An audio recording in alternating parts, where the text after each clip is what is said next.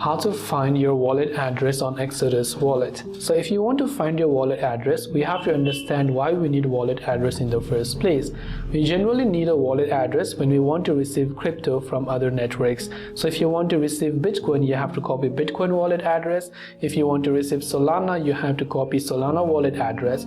So based on what you want, open up Exodus wallet. Right at the top you can see buy and receive. So what we want to do is just tap on the option that says receive.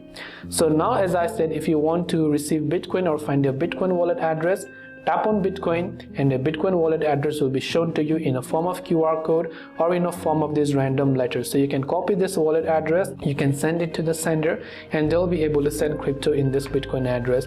Similarly, if you want Ethereum wallet address, you can tap on Ethereum, select a network, and then you'll be able to find your Ethereum wallet address. That's all it takes for me to find my Exodus wallet address. I hope the video helped you out. If you have got any further questions, queries, or doubts, feel free to also leave them down in the comment section below. As always, thanks for watching till the very end of this tutorial, and see you soon in our next video.